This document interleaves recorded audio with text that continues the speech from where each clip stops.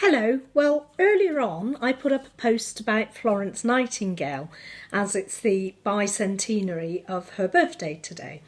And of course that makes it International Day of the Nurse in the year that's put aside and designated as Year of the Nurse. Well, I've been thinking about Florence throughout the day, and I first got to hear about Florence Nightingale when I was a really little girl. And I used to collect these ladybird history books. I don't know if anybody remembers them. There's a whole set of them, and luckily I've still got a set now. And oh, they smell gorgeous. They have that sort of book smell that takes me back to childhood. So I had this book of Florence Nightingale, which I've treated my grandchildren to a history lesson with over Zoom, just while we've been on lockdown. But one of the other things about Florence that's got me thinking is that she contracted Crimean fever when she was working in the Crimea.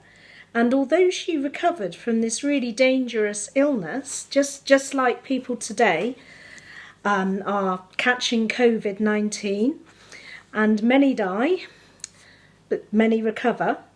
So Florence didn't die, she recovered. But actually Florence was left with a sort of a lifelong chronic illness from her disease. And it left her very, very tired, feeling times of pain and flare-ups such as that. And she lived for the rest of her life like that.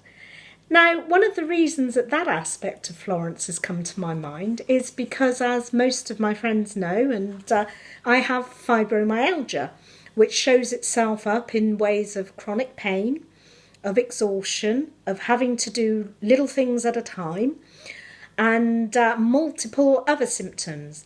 And the irony is that this afternoon I've had to go back to bed because I had a flare-up with a migraine, and just couldn't do anything. So I had to take meds, go back to bed for the afternoon. And that's always really frustrating and difficult. And I know for those of you who have these sort of illnesses with fibromyalgia, ME, chronic fatigue syndrome, lupus, all kinds of what we call invisible illnesses, you share in that frustration. And I just thought it was rather marvellous that today the whole world is remembering this wonderful woman, Florence Nightingale, and all that she offered, even with her condition. So lives matter. Florence's life mattered and can inspire us today, particularly those of us who perhaps aren't always able to give all that we'd like to.